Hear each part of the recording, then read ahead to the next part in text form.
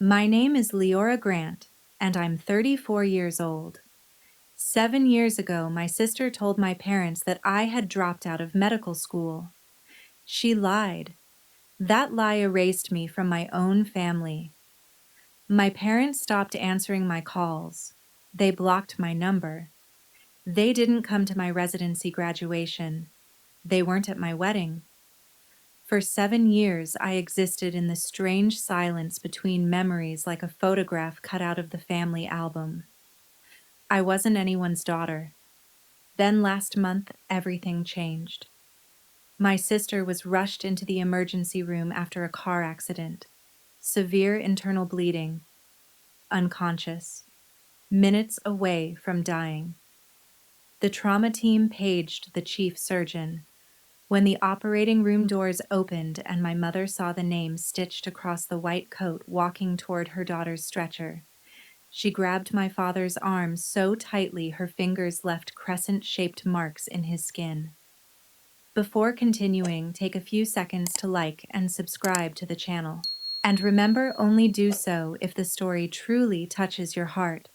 I also want to know where you are and what the temperature is where you live. Now let's rewind time together. Back to the fall of 2019. Back to a kitchen table in Boulder, Colorado, and the last time my father ever looked at me with something that resembled pride. Growing up in the Grant household, there were two daughters, but only one who seemed to orbit the sun. My older sister Vanessa was 3 years older than me and born with a kind of effortless brightness. She was the girl who could walk into a room and immediately command its school plays, debate competitions, student council meetings. People didn't just notice Vanessa, they revolved around her. My parents, Daniel and Carol Grant, loved that about her. My father managed a manufacturing plant on the outskirts of town. My mother worked part-time as a bookkeeper. We were a middle-class family, the kind that believed appearances mattered almost as much as reality. And Vanessa delivered the perfect picture every time. I was different, quieter. While Vanessa held court at the dinner table telling stories that made my parents laugh, I was usually sitting at the edge of the room with a biology textbook open on my lap. I wasn't rebellious. I wasn't difficult. I was simply the background, like a shadow cast by someone standing in brighter light. There's a difference between being forgotten and never truly being seen. Here's a small example. In 8th grade, I qualified for the state science fair, the only student from my school to make it that year. The competition happened the same weekend Vanessa had a performance in a community theater production. You can probably guess where my parents went. When I came home with a second-place ribbon, my father glanced at it for a moment and said, "That's nice, Leora." Then he set it down like it was just another receipt. He never asked what my project was about. He never did. So I told myself it didn't matter. Instead, I poured everything into school grades, advanced classes, scholarship applications. If I couldn't be the daughter they noticed, I would become the daughter they couldn't ignore. And for one brief, shining moment I was. Because the day my medical school acceptance letter arrived, something shifted in our house. For the first time in my life, my father looked directly at me, not past me, not through me, and said 5 words I had waited 18 years to hear. But before I tell you what he said, you need to understand something. The moment the spotlight started moving toward me, my sister noticed. And Vanessa Grant had never been the kind of person who shared the light. I have a small note. This is a fictional story aided by artificial intelligence to make the emotional experience more powerful and engaging. I hope it leaves a lasting impression on you. But if you're feeling tired right now, please take some time to rest and take care of yourself. The story will still be here when you return. The acceptance letter arrived on a Tuesday afternoon in April. I remember the exact color of the envelope, thick ivory paper that felt heavier than it should have, like it carried the weight of an entirely new life inside it. At the time, Vanessa was visiting for the weekend. She was 25, already working as a marketing coordinator at a firm in Denver. It was a good job, a respectable job, the kind of job that sounded impressive enough at family dinners. But good had always been Vanessa's ceiling, and for someone who had spent her whole life being the center of attention, even a small shift in gravity felt dangerous. My father opened the letter at the kitchen table. The room smelled faintly of coffee and the lemon cleaner my mother used every morning. Sunlight poured through the window, landing across the envelope like a spotlight. He adjusted his glasses and read the first line silently. Then his eyebrows lifted. Oregon Health and Science University. He said slowly, as if tasting the words. That's a real medical school. He looked up at me. Not through me, not past me, at me. For a moment, the world felt perfectly still, like the quiet pause between heartbeats. Maybe you'll make something of yourself after all, Leora. It wasn't exactly a compliment, but it was the closest thing to pride I had ever heard in his voice, and I held on to those words the way a drowning person holds on to air. My mother called her sister that evening. Then she called a neighbor. Then another. Leora got into medical school, she kept saying, her voice bright with a kind of excitement I had never heard directed toward me before. At dinner that night, I glanced across the table at Vanessa. She was smiling, but it was the kind of smile that stops at the mouth. Her eyes were doing something else entirely. Calculating, measuring, rebalancing the room like a chess player studying a board that had suddenly shifted. I didn't recognize it then. At the time, I just thought she was tired from the drive. That week, Vanessa started calling me more often, 2 or 3 times, sometimes late at night. "How's packing going?" she'd ask casually. "Have you met your roommate yet? What's Portland like?" She asked about everything: my professors, my classes, the orientation schedule, even the names of my future classmates. And she remembered them, every single one. At the time, it felt like a miracle. For the first time in my life, my sister seemed genuinely interested in me. I thought maybe medical school had unlocked something between us. Respect. Connection. The fragile, invisible thread that normal sisters seem to share without effort. So I told her everything. Every detail. Every plan. Every fear. I handed her pieces of my life the way someone hands flowers to a friend, open palms, grateful smile, completely unaware they were offering ammunition. The first 2 years of medical school were brutal, but exhilarating. The workload was relentless, like trying to drink from a fire hose while running uphill. But I loved it. For the first time, I felt like I was exactly where I was supposed to be. My closest friend during those years was my roommate, Sarah Delgado. Sarah had grown up in the foster care system and had no real family to speak of, but she possessed a kind of stubborn warmth that filled every room she walked into. If Vanessa was sunlight bright but blinding, Sarah was a fireplace. Steady, quiet, constant. She was the reason I survived my first year. One night during finals week, when I called home exhausted and my mother said she couldn't talk because Vanessa had a stressful day at work, it was Sarah who sat cross-legged on our apartment floor and shoved a stack of anatomy flashcards toward me. "Their loss," she said. "Now get up. We've got organs to memorize." I laughed for the first time in days. But life has a strange way of breaking open when you least expect it. And for me, everything cracked apart during the 3rd year of medical school, because that was the year Sarah got sick, and the year Vanessa decided to destroy my life. Sarah was diagnosed on a humid afternoon in August, stage 4 pancreatic cancer. Even now, years later, those 4 words still feel like stones dropped into the quiet water of my memory, the kind that send ripples through everything that comes after. The doctor who delivered the news spoke gently, carefully, like someone placing fragile glass on a table. But there are some truths that no softness can cushion. Sarah listened in silence. I remember watching her hands while the doctor explained treatment options. They rested in her lap perfectly still, as if the rest of her body had already understood something her mind was still catching up to. When the doctor finished, she simply nodded once. Then she turned to me and said, "Well, that's inconvenient." That was Sarah. Humor even with the ground opening beneath her feet. She had no family to call. No parents, no siblings.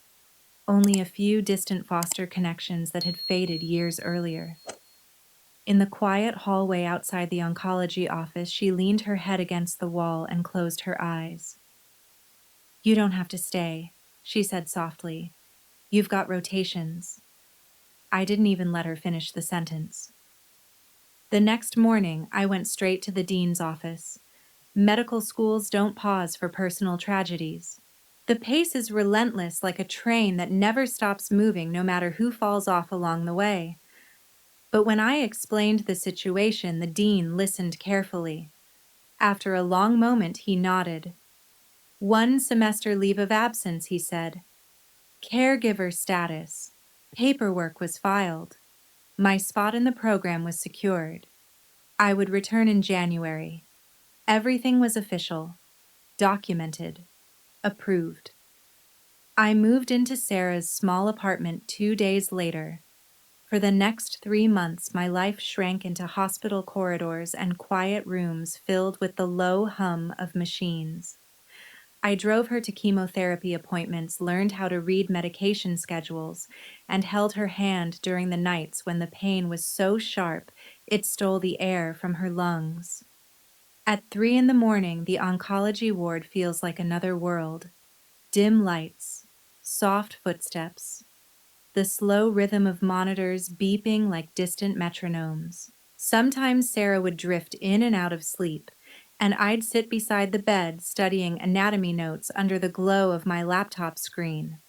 We joked that I was getting the most intense practical lesson in pancreatic anatomy any student could ever receive. But beneath the jokes, time was running out. At some point during those months, I made a mistake. I called Vanessa. Even now, I don't know why. Maybe I still believed she was the sister she had pretended to be during those late-night phone calls. Maybe I thought that if anyone in my family could understand compassion, it might be her. I told her everything. About Sarah, about the diagnosis, about the leave of absence, about the plan to return to school in the spring semester. Vanessa's voice on the phone was soft, almost syrupy with sympathy. "Oh my God, Leora," she said. "That's horrible. I'm so sorry." For a moment, I felt relief spread through me like warmth. Finally, I thought. Finally, she understands. "Don't worry," Vanessa continued. "I won't say anything to Mom and Dad. They'd just panic." I remember thanking her. Thanking her. 3 days later, she called my parents. I didn't know the exact words she used that night. I wouldn't discover the full shape of the lie until years later when the truth unraveled in a place none of us expected. But the damage started almost immediately. The call came at 11 o'clock that night. I was sitting beside Sarah's hospital bed in a hard plastic chair when my phone lit up. Dad. For a moment, hope flickered in my chest like a small candle. Maybe Vanessa had told them about Sarah. Maybe they were calling to ask how we were doing. I answered. "Leora," my father said. His voice was colder than I had ever heard it. "Your sister told us everything." The candle inside me went out. "What do you mean?" I asked carefully. "The dropping out," he continued flatly. "The boyfriend with the drug problem. All of it. I pressed my hand against the hospital wall to steady myself. Dad, that's not true. She showed us the messages, he said. Proof. What messages? I whispered. Behind the curtain, Sarah's IV pump beeped quietly. Dad, I'm sitting in a hospital right now. I'm taking care of my friend. A long pause followed. Then he said something that felt like a door slamming shut. Vanessa said you'd say exactly that. Vanessa said you'd say exactly that. For a moment, I couldn't speak. The hospital room felt suddenly smaller, the air heavier, as if the walls had moved closer while I wasn't looking. Dad, I said slowly, forcing each word to stay steady. I didn't drop out. I filed a leave of absence. I can show you the paperwork. I can give you the dean's number. My father didn't hesitate. Enough. Just one word. Cold. Flat. Final. Then my mother's voice joined the call. I could hear it trembling through the speaker. How could you lie to us for a whole year, Leora? The accusation hit me like a sudden drop in an elevator. Mom, please, I said. You have to listen to me. We trusted you. She continued, her voice cracking. We told everyone you were in medical school. Do you know how humiliating it is to find out your daughter dropped out and hid it? I pressed my forehead against the cool hospital wall. Mom, I didn't drop out. She said you have a boyfriend, my father added sharply. Someone with a drug problem. That you've been helping him instead of finishing school. I closed my eyes. It was like trying to hold water in my hands, every explanation slipping through their fingers before it even landed. Dad, I whispered, I'm sitting in a hospital room right now. My friend has stage 4 cancer. I took a leave of absence to take care of her. Silence. For a moment, I hoped they might hear the truth inside my voice. Then my father spoke again. Vanessa warned us you'd have a story ready. Something inside my chest cracked. Not loudly, not dramatically, just a quiet fracture like ice forming across the surface of a lake. Don't call this house again, he said. Not until you're ready to tell the truth. The line went dead. I stared at my phone. 4 minutes. That was how long it took my parents to erase me. 4 minutes to rewrite 27 years of my life. I slid down the wall and sat on the hospital floor, the cold linoleum pressing through my scrubs. On the other side of the curtain, Sarah's IV monitor beeped softly, steady as a heartbeat. My phone screen still glowed in my hand. 4 minutes and 12 seconds. 20 minutes later, a text appeared. Vanessa. I'm sorry, Leora. I had to tell them. I couldn't keep your secret anymore. There was a broken heart emoji at the end. I stared at the message for a long time. The thing about betrayal is that it rarely arrives with thunder. Most of the time it slips in quietly, wearing the familiar face of someone you trust. I was nearly 2,000 miles from home. I had $43 in my bank account. And suddenly, I had no family. But I tried. I need you to understand that. I tried everything. Over the next 5 days, I called my parents 14 times. The first few calls went straight to voicemail. By the 4th day, my father's number had blocked me. My mother blocked me 2 days later. I sent 2 emails. One short, one long. The long one had my official leave of absence paperwork attached as a PDF. I included the dean's direct phone number. I even added the contact information for Sarah's oncologist.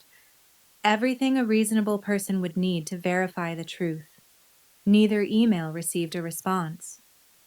I wrote a handwritten letter and mailed it priority from Portland. 5 days later, it came back. Return to sender. Unopened. My mother's handwriting was on the envelope. I recognized it immediately. Desperation makes you creative. I called my Aunt Lydia, my father's younger sister, and the only person in the family who had ever treated me like I mattered just as much as Vanessa. She listened quietly while I explained everything. "I'll talk to your father," she promised. She called me back 40 minutes later. Her voice sounded tired. "I'm sorry, sweetheart," she said gently. "He told me to stay out of it." I swallowed. What exactly did he say? There was a pause. Then she sighed. "He said you made your bed. 5 days, 14 phone calls, 2 emails, 1 letter, 1 desperate attempt through a relative. Every single one rejected, blocked, returned. And the worst part, none of it was new. This was the pattern of my entire childhood, every missed science fair, every forgotten recital, every time Vanessa's version of events was accepted without question, while mine was quietly dismissed. This was just the loudest version of something that had always been true. On the 6th day, I stopped calling, not because I gave up, but because I finally understood something. They hadn't just believed Vanessa, they had chosen her. And maybe they always had.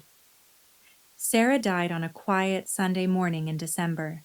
The snow outside the hospice window had begun to fall sometime during the night, soft and steady, turning the world beyond the glass into something pale and silent. Inside the room, the only sound was the slow rhythm of the heart monitor. Beep, pause, beep, pause. I was sitting beside her bed with a paperback textbook open on my lap, though I hadn't read a single word for nearly an hour. Sarah had been asleep most of the morning, her breathing shallow like someone slowly drifting farther from shore. Around 9:17 a.m., the monitor gave a long, continuous tone. No drama, no final speech. Just a straight line across a small glowing screen. It was strange how something so quiet could feel so enormous, like the sky itself had suddenly collapsed inward. I sat there for a long time. The nurse eventually came in, checked the monitor, and placed a gentle hand on my shoulder. "I'm sorry," she said softly. But the truth was, Sarah had known before any of us. She had known weeks earlier. That was why she left me the note. I found it later that evening while packing the few things she had kept beside her bed. Tucked inside her copy of Gray's Anatomy between the pages on pancreatic anatomy was a yellow sticky note.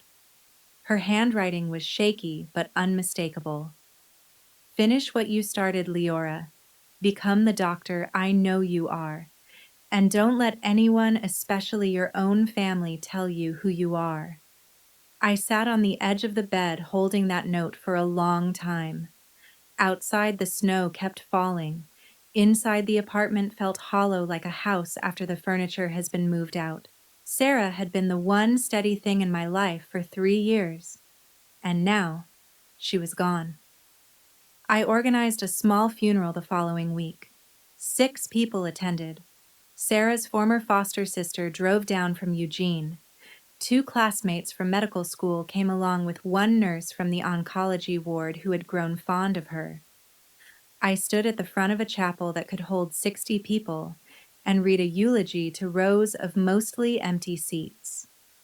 I didn't cry, not because I wasn't broken, but because I had already cried every day for 3 months, and there was simply nothing left.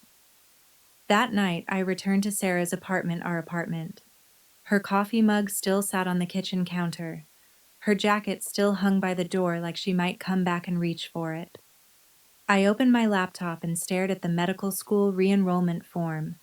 The cursor blinked on the screen like a small, impatient heartbeat. 2 choices: quit or continue. Part of me wanted to close the laptop and disappear, start a different life somewhere far away where no one knew my name or my history. But Sarah's note lay beside the keyboard. Her words felt like a quiet hand on my shoulder steadying me.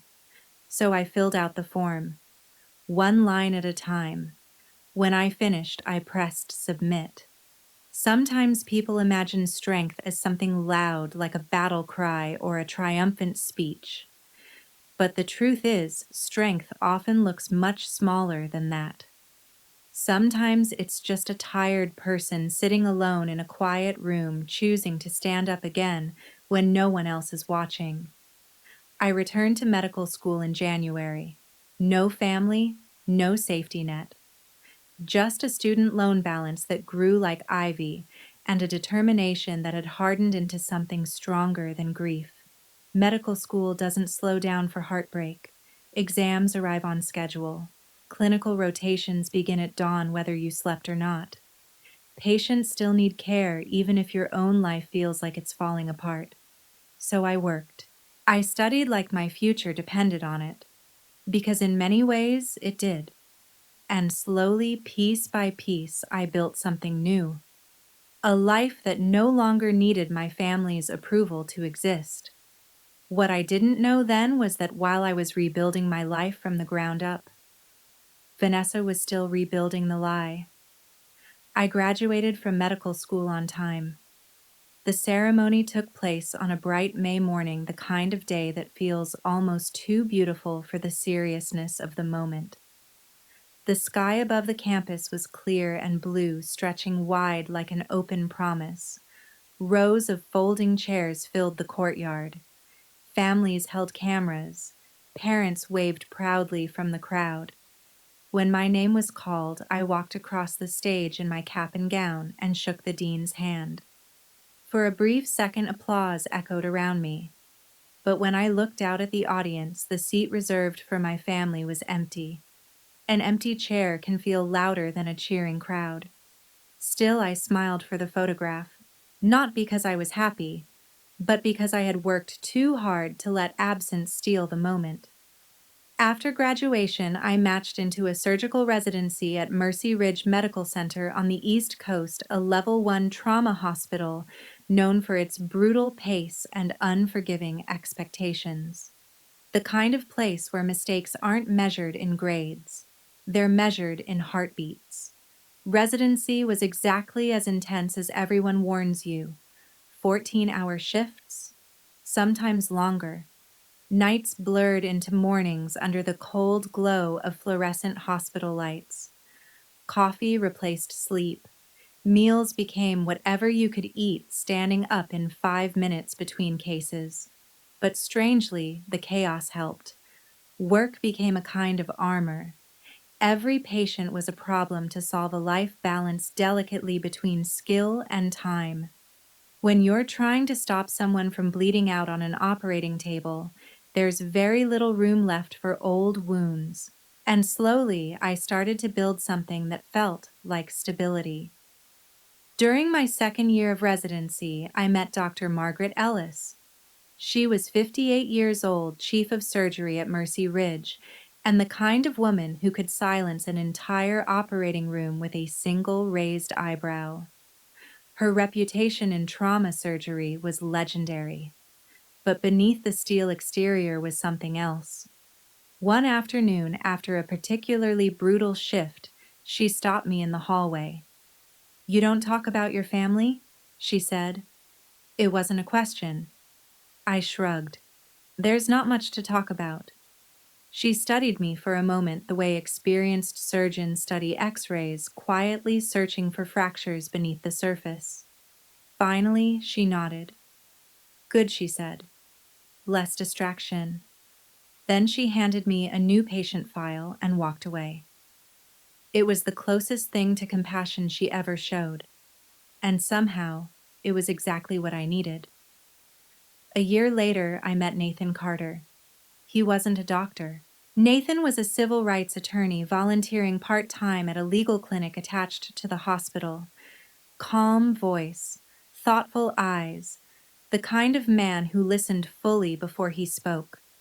The first time I told him my story, I expected pity, or disbelief, or the awkward silence people use when they don't know how to respond to pain.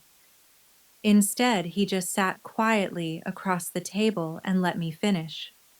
When I was done, he said 4 words. "You deserved better than that." It was such a simple sentence, but it felt like someone opening a window in a room that had been sealed shut for years. 2 years later, we got married in Dr. Ellis's backyard. 30 guests, warm October sunlight. Nathan's father walked me down the aisle. I sent an invitation to my parents. The envelope came back a week later, unopened, the same way my letter had years before. But Aunt Lydia came. She cried enough for 3 people. After the ceremony, Dr. Ellis handed me a sealed envelope. "Nomination paperwork," she said. For what I asked. "You'll find out," she replied. I tucked it into my desk drawer and forgot about it. 5 years passed, and somewhere during those years I stopped being the girl who had been abandoned. I became someone else entirely, someone my family wouldn't recognize anymore. What I didn't know was that life was about to bring all of us back together again, in the most brutal way imaginable. At 3:07 in the morning on a Thursday in January, when my pager went off. The pager dragged me out of sleep like a hand pulling someone from deep water. 3:07 a.m. The room was dark except for the faint glow of the alarm clock on the nightstand. Beside me, Nathan shifted slightly but didn't wake. At the foot of the bed, our golden retriever, Hippocrates Hippo for short, lifted his head and blinked at me with sleepy confusion. The pager screen glowed. Level 1 trauma, MVC single female, 35. Severe abdominal trauma, hemodynamically unstable. ETA 8 minutes. Adrenaline moved through my body, instantly sharp and electric. I was out of bed in seconds. 4 minutes later, I was dressed. 6 minutes later, I was driving through the empty January streets toward Mercy Ridge Medical Center. The roads were wet and dark, reflecting the yellow streetlights like shattered mirrors. Connecticut winters have a particular kind of darkness, the deep, quiet kind that makes the whole world feel suspended. My mind moved automatically through the checklist the way it always did during trauma calls.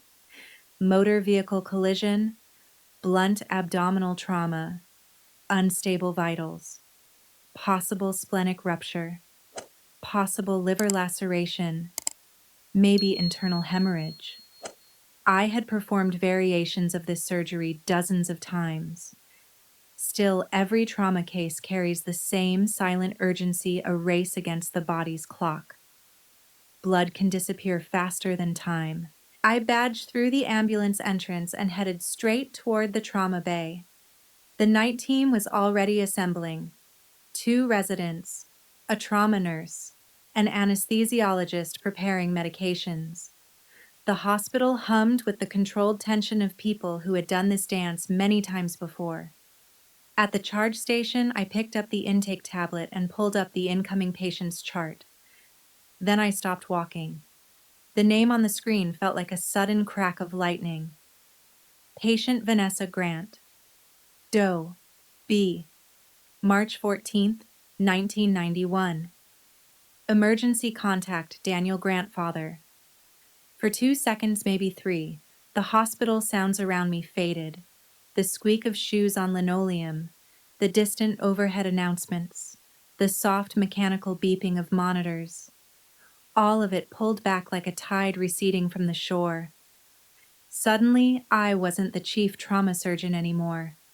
I was 27 again, sitting on a hospital floor in Portland with a phone in my hand, listening to a dial tone that had erased my family.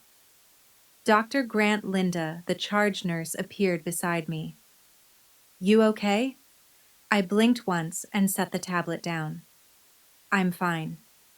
My voice came out calm, controlled. Years of surgical training had built that composure like reinforced steel. "Prep Trauma Bay 2, I said, and page Dr. Patel. I want him on standby." Linda nodded and hurried off. In the distance, I heard it, the rising wail of an ambulance siren. Closer, closer. The sound cut through the winter air like a blade, and behind that ambulance, I knew before I even saw them, there would be two people I hadn't spoken to in 7 years. My parents. The ambulance doors burst open seconds later. The stretcher rolled fast through the trauma entrance. Vanessa lay strapped down unconscious. Her face was pale beneath the oxygen mask. Blood stained the front of her shirt. One arm hung limply over the side rail as paramedics rattled off vitals. BP dropping one of them said, "Pulse 140 and climbing." The trauma team moved quickly surrounding the stretcher like a practiced storm. Then I saw them, running down the hallway behind the paramedics. My parents. My mother looked smaller than I remembered, her hair thinner, her face drawn with fear. She was wearing a bathrobe and mismatched slippers like she had rushed out of the house without thinking. My father looked older too, older and terrified. "That's my daughter," he shouted past the triage nurse. "Where are you taking her? I need to talk to the doctor in charge." The nurse raised both hands calmly. "Sir, please wait in the surgical waiting area. The trauma team is already here. The chief surgeon is handling this personally." My father grabbed the nurse's arm. "Then get me the chief right now." The nurse glanced through the glass wall toward the trauma bay. Toward me. Her eyes flicked to the name on my badge. Dr. Leora Grant, Chief of Trauma Surgery. For a brief second, her eyes widened. I gave a small shake of my head. Not yet. Not like this. The trauma bay doors swung open and the stretcher rolled inside. Everything moved quickly after that, the way it always does during a critical trauma. Nurses cutting away clothing, monitors snapping to life, gloves snapping tight against wrists, controlled chaos. BP 70/40, someone called. Heart rate 152. Large bore IVs running. Vanessa lay on the table beneath the surgical lights, pale and motionless. Blood darkened the fabric of her shirt, spreading slowly like ink across paper. For a moment, the sight of her knocked the air out of me. 7 years had passed since I'd last seen her. But suddenly, every memory returned with uncomfortable clarity. The sister who had once shared a bedroom with me, the girl who had borrowed my clothes, without asking, the voice that had called our parents and quietly dismantled my life. Now she looked smaller, fragile, human. Not the villain I had spent years imagining, but a body fighting desperately to stay alive. "Fast ultrasound ready," a resident said. The probe moved across her abdomen. Dark fluid bloomed across the screen. Internal bleeding. "Positive fast," the resident confirmed. I exhaled slowly, just as I suspected. "Prep for surgery," I said. The words felt automatic muscle memory built from years of trauma work. But before we moved her to the operating room, I allowed myself 30 seconds. 30 seconds alone in the scrub room. I turned on the sink and let hot water run over my hands while I stared at my reflection in the steel mirror. The woman looking back at me was calm, focused, but beneath the surface something churned like deep water beneath ice. Part of me wanted to step away, call Dr. Patel, let someone else handle the case. Let my parents sit in the waiting room wondering which anonymous surgeon had saved their daughter. Let them walk away, never knowing that the daughter they abandoned had been standing right there. It would have been easier, cleaner. But medicine doesn't work that way. On the other side of the wall was a patient with a ruptured spleen and a probable liver laceration. She had maybe 30 minutes left if we didn't operate. And whether I liked it or not, I was the best surgeon available. The oath I took years ago didn't include exceptions for personal history. I grabbed the phone mounted on the wall and paged Dr. Patel directly. "I need you on standby," I said when he answered. "Complication?" he asked. "Conflict of interest," I replied. A pause. Then his voice turned serious. "Family? Yes." Another pause. "Understood," he said. "I'll be there." I hung up and dried my hands. Then I stepped back into the operating room. Vanessa lay under the bright surgical lights, unconscious, her breathing shallow beneath the oxygen mask. For a moment, I simply looked at her. 7 years of silence stood between us like a canyon. But on the operating table, none of that mattered. In surgery, every patient becomes the same thing. A life balanced on the edge of time. I pulled on my gloves. "Scalpel," I said. The room fell into focused silence as the procedure began. 3 hours later, the operating room clock read 6:48 a.m. The surgery had taken everything. Her spleen was completely ruptured. We removed it. Her liver had a deep laceration that required delicate suturing, each stitch placed carefully like repairing a tear in fragile fabric. 2 mesenteric vessels were bleeding internally. We clamped them, repaired them, stopped the hemorrhage. My hands never shook. Years of training had turned them into instruments, steady, precise, detached. Finally, I placed the last stitch. Vital stabilizing anesthesia said quietly. A slow breath moved through the room. Vanessa Grant was alive. Dr. Patel, who had stood silently near the wall throughout the procedure, lowered his mask. "That was flawless," he said softly. I removed my gloves and dropped them into the bin. There was still one final part of the operation left. Not in the operating room, but in the waiting room down the hall, where 2 people sat who hadn't spoken to me in 7 years and had no idea who had just saved their daughter's life. I washed my hands slowly in the scrub room. Not because they were dirty, 3 rounds of surgical disinfectant had already stripped my skin raw, but because I needed a moment. Water ran over my fingers, warm and steady. In the stainless steel mirror above the sink, my reflection stared back at me. Same face, same tired eyes, same hospital badge clipped to my scrubs. Dr. Leora Grant, Chief of Trauma Surgery.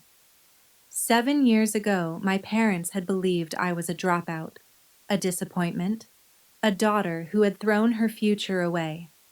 And now I was about to walk into a waiting room and tell them I had just saved their other daughter's life. I dried my hands and straightened my scrub top. Then I walked down the hallway. The waiting room had that particular early morning stillness hospitals often have around sunrise. Fluorescent lights hummed softly overhead. A television in the corner murmured a weather report that nobody was listening to. And in the center row of chairs sat my parents. They looked smaller than I remembered. Fear has a way of shrinking people. My mother's hands were clasped together so tightly her knuckles had turned white. My father sat rigid beside her, staring at the floor like a man trying to calculate something impossible. When the door opened, they both looked up. My father stood first. He had always been the one who stood first. "Doctor," he said quickly, stepping toward me. "How is she?" "Is my daughter." He stopped. His eyes had dropped to the badge hanging from my chest. Then they lifted to my face, then back to the badge. Recognition moved across his expression slowly like a storm rolling across an empty field. My mother followed his gaze a second later. Her breath caught sharply. For a few seconds, none of us spoke. The silence stretched long and fragile like glass about to crack. Finally, I broke it. "Mr. and Mrs. Grant," I said calmly, my voice steady, in the way years of hospital conversations had trained it to be. "Your daughter sustained a ruptured spleen and a significant liver laceration in the accident. My father blinked, still trying to assemble the reality standing in front of him. The surgery was successful, I continued. She's stable and currently recovering in the ICU. You'll be able to see her within the hour. I deliberately kept my tone professional, clinical, controlled, not mom and dad, Mr. and Mrs. Grant. The distance between those two titles felt like an ocean. My mother took a step toward me, tears suddenly spilling down her face. Leora, she whispered. The way she said my name sounded like someone discovering a word they thought had been erased from the dictionary. Oh my God. Leora. Her arms lifted instinctively as if she meant to hug me. I stepped back. Just half a step. But it was enough. She froze. Her hands hung awkwardly in the air before slowly lowering to her sides. My father still looked stunned. You're a doctor? He said hoarsely. I am. You're the chief surgeon, I am. He stared at me as if the world had quietly rearranged itself while he wasn't looking. But Vanessa said he stopped. The rest of the sentence seemed to collapse under its own weight.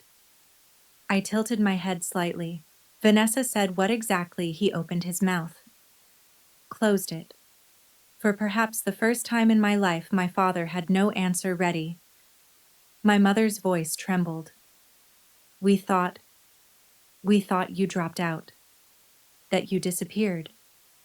That you didn't want anything to do with us. I met her eyes. None of that was true. The words came out quietly, but quiet truths often land harder than loud ones. I sent emails, I continued. 2 of them. One with my leave of absence paperwork attached. My father looked down at the floor. I called 14 times in 5 days. Silence.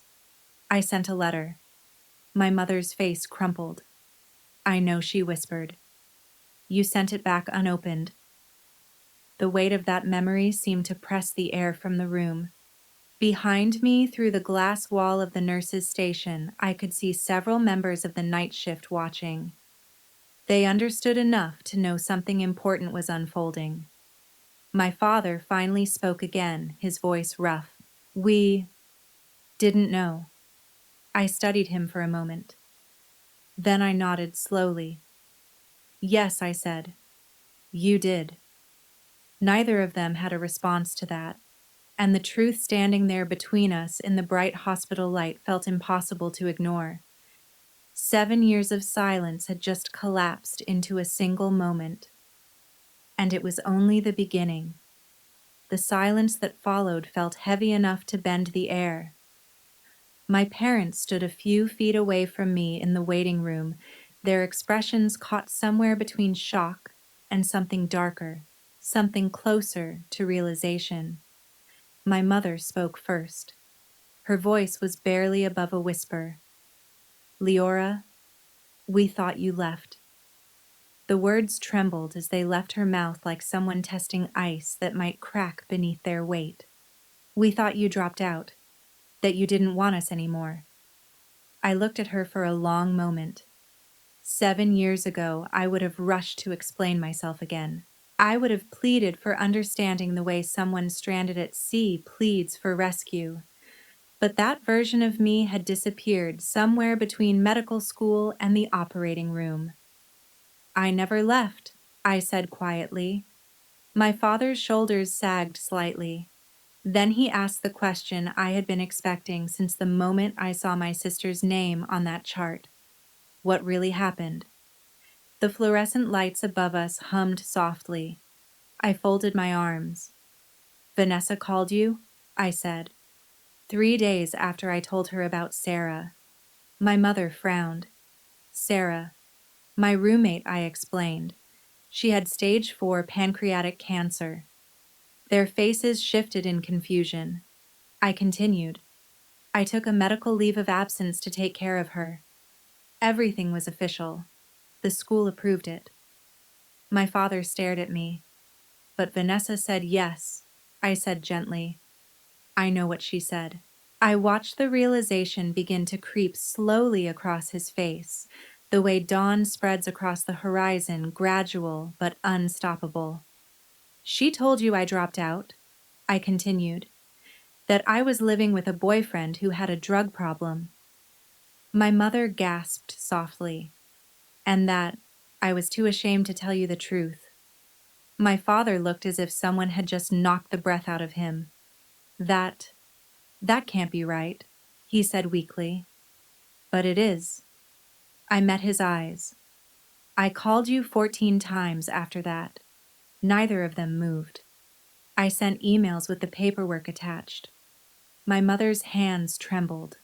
I wrote a letter. The memory of the unopened envelope hung between us like a ghost. You sent it back. My father ran a hand across his face. The confident, unshakable man who had once dominated every room he entered suddenly looked very old. Vanessa told us you were lying, he murmured. She showed us messages.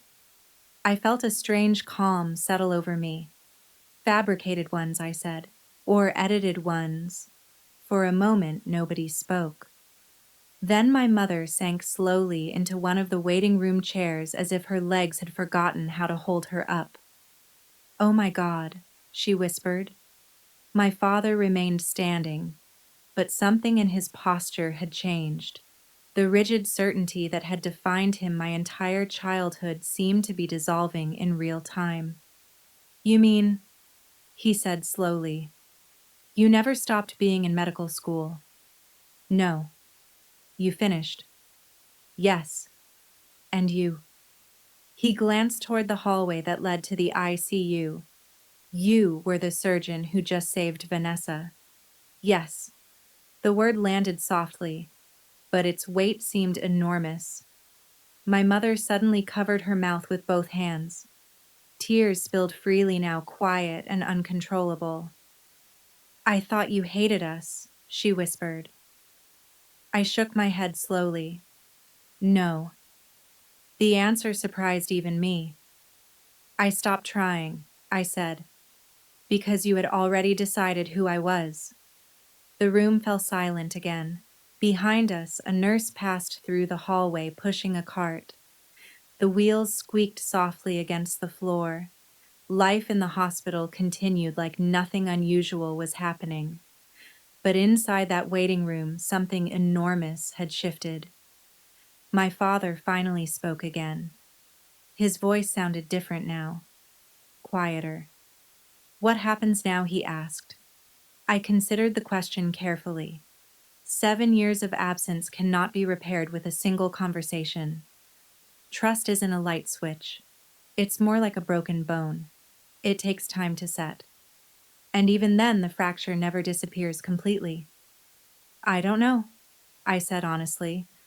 But right now, I glanced down the hallway toward the ICU. Right now, your daughter is alive.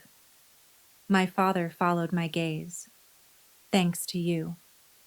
I didn't answer, because the truth was more complicated than gratitude. I had saved my sister's life, but the surgery had opened something far deeper than an incision. The lie Vanessa told 7 years ago had just begun to unravel, and when the truth finally reached her hospital room upstairs, nothing in our family would ever look the same again. An hour later, I walked into the ICU. The hallway outside was quiet in the way hospitals often are just after sunrise, when the chaos of the night shift begins to fade and the day shift hasn't fully taken over yet. The fluorescent lights hummed softly overhead, and somewhere down the corridor, a monitor beeped in slow, steady rhythm. The air smelled faintly of antiseptic and coffee. Room 12. Vanessa's room. I stopped for a moment beside the door, reading the chart clipped to the wall, even though I already knew every detail written there. Years of training had made the motion automatic.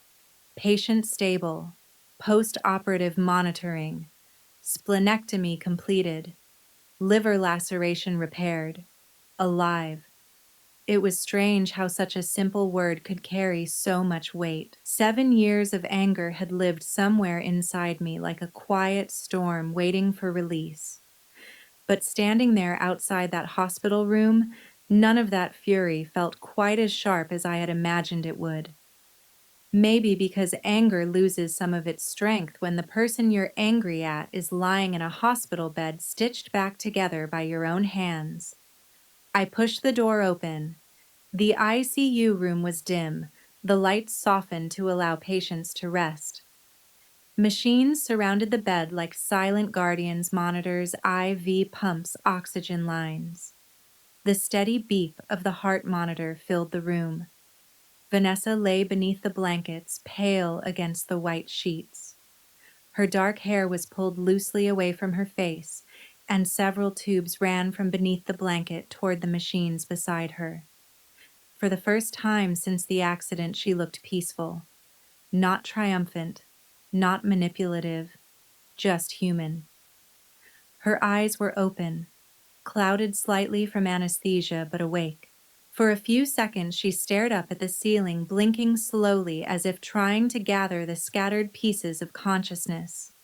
Then her gaze drifted toward the doorway, toward me. It took a moment for recognition to form. Her eyebrows furrowed. She squinted. Then her eyes dropped to the badge clipped to my scrubs. Dr. Leora Grant, Chief of Trauma Surgery. Her lips parted slightly. Leora. Her voice was hoarse, fragile, like someone speaking through dry leaves. I stepped closer to the bed. Good morning, Vanessa. The words came out steady, controlled, professional. I'm the surgeon who performed your operation. For several seconds, she simply stared at me. Her mind seemed to move slowly through the layers of realization. Confusion first, then disbelief, then something closer to shock. You're a doctor, she whispered. I nodded once. Chief trauma surgeon. The words landed in the room with quiet finality. Vanessa blinked again, as if she might wake up from a strange dream if she just waited long enough. That's not possible, she murmured weakly, but the machines beside her continued their steady rhythm. Beep, beep, beep. Reality doesn't change just because someone wishes it would. I adjusted the IV drip, automatically checking the numbers on the monitor. You were in a serious car accident, I explained calmly. Your spleen ruptured and you had a deep liver laceration. We had to remove the spleen and repair the bleeding. She watched me closely now. The confusion in her eyes slowly began to sharpen into something more familiar. Calculation. It was a look I remembered well. Even as a child, Vanessa had always been quick to analyze situations, searching for the angle that gave her the most control. I told them you dropped out, she said suddenly. Her voice was dry, but the words were clear. I met her gaze. I know. Silence settled between us. Vanessa swallowed slowly. I didn't think, she began. Then her voice trailed off. You didn't think what I asked quietly. That I'd finish, I suggested. That I'd become a surgeon. Her eyes flickered away. She didn't answer, but she didn't have to. The truth was written across her face. I finished checking the drainage tube near her incision. Everything looked stable. No excessive bleeding. You'll recover, I said. It will take time, but the surgery went well. Vanessa looked back at me. Mom and Dad, she said suddenly. The words sounded careful. They're here, aren't they? Yes. Her breathing changed slightly. What did you tell them? The truth. The phrase hung in the air like a bell after it struck. Vanessa's expression shifted again. Not confusion this time. Fear. Not the fear of physical pain or surgical complications. Something deeper. You shouldn't have done that, she whispered. I raised an eyebrow slightly. Which part telling them? The room fell quiet again. Outside the window, pale winter sunlight filtered through thin clouds, casting soft gray light across the floor. You had 7 years, I said calmly. 7 years to correct the lie. Vanessa closed her eyes briefly.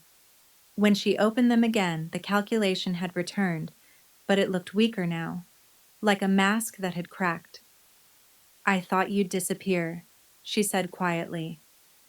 The words surprised me.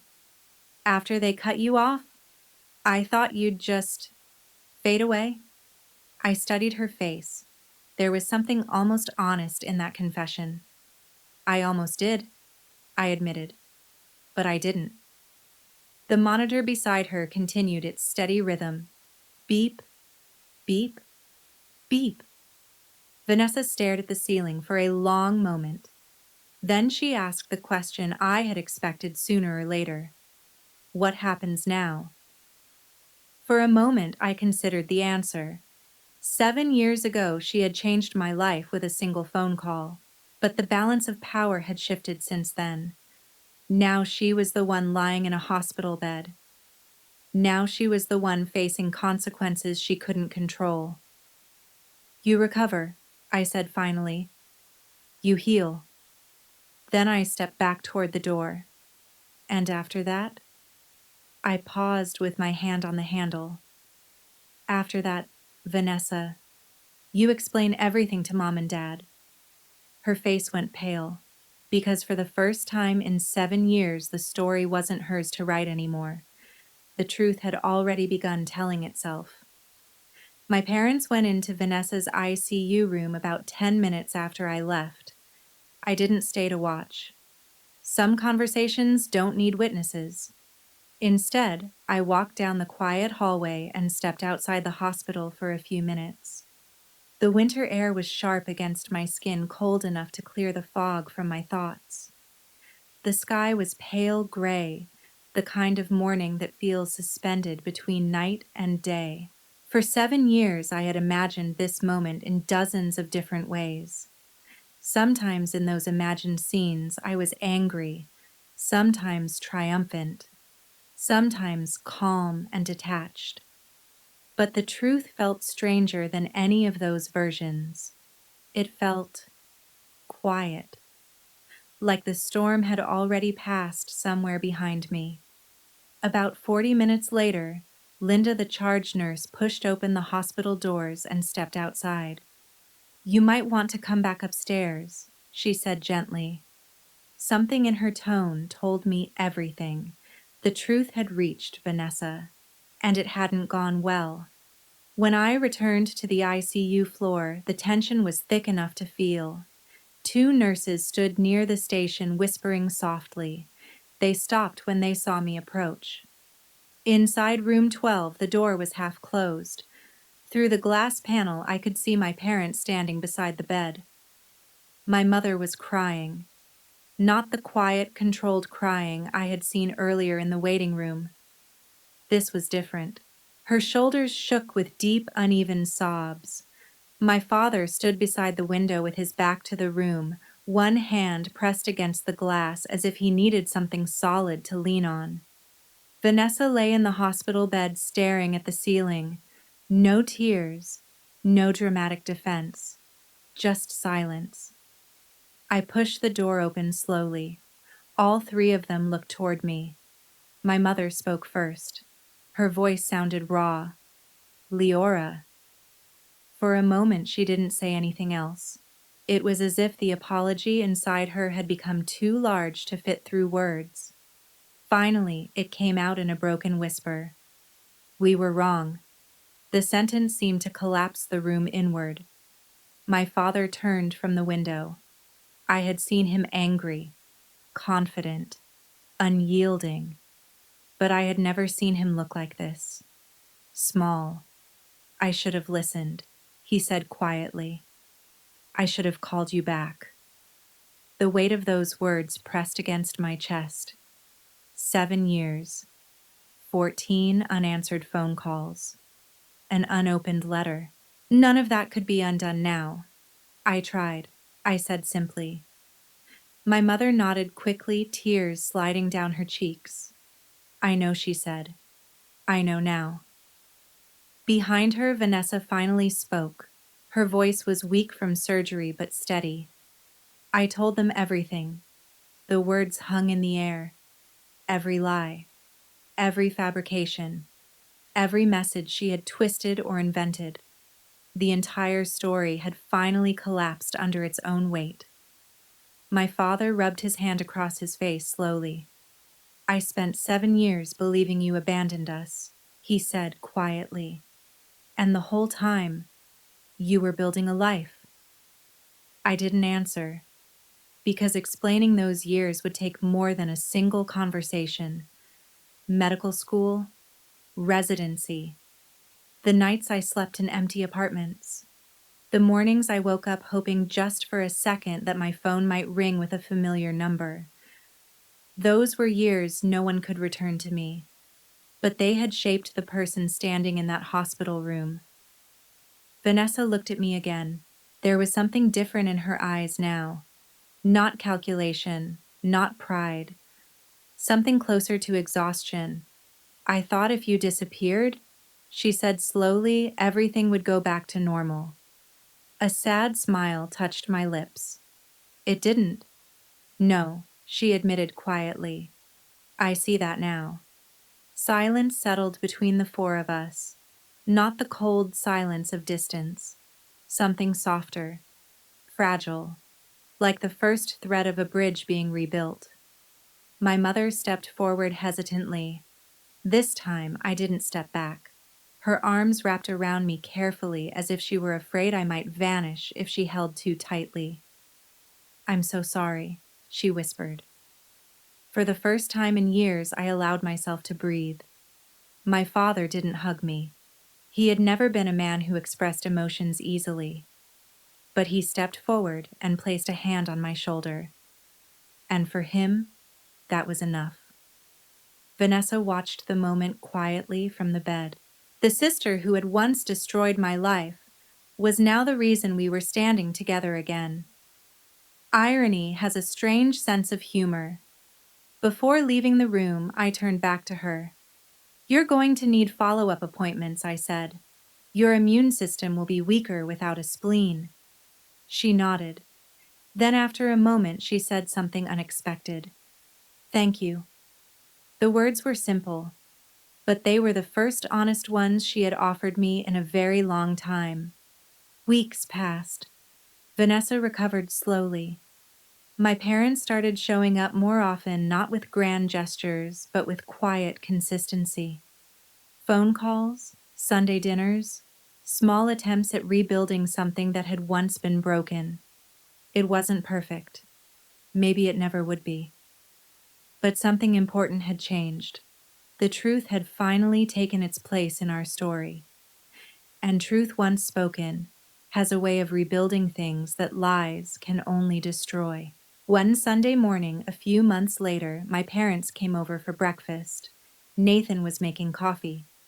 Hippo sat under the table waiting patiently for crumbs. My father stood at the counter watching the French toast sizzle in the pan. After a moment, he cleared his throat. Need help setting the table? I smiled slightly. Yeah, I said. You can do that. He opened the cabinet and pulled out 4 plates. One by one, he placed them carefully on the table. 4. For the first time in 7 years. 4. And somehow that simple number felt like the beginning of something new. Stories like this leave something heavy and thoughtful inside me. Not because of the betrayal, but because of the choices that come after it. I learned that truth can survive a long silence, but relationships cannot survive without courage. Sometimes the hardest thing isn't proving you were right. It's deciding whether your heart still has room to forgive once the truth finally appears. I spent years believing my family had erased me, yet in the end I had to decide what kind of person I wanted to be when they finally saw the truth. Saving my sister wasn't just a medical decision, It was a moment that forced me to choose the kind of character I wanted to carry through life. If you were standing where I stood after years of being misunderstood, hurt, and pushed aside, what would you do? Would you walk away forever? Or would you leave the door open just a little? I'm genuinely curious. And wherever you're listening from right now, tell me in the comments. I love seeing how far these stories travel and the different perspectives people bring with them. If this story moved you or made you think about someone in your own life, consider subscribing to the channel. One simple click from you helps stories like this reach people who might really need them. Like a comment or sharing this video might help someone else rethink a family conflict, forgive someone, or even find the courage to speak their truth.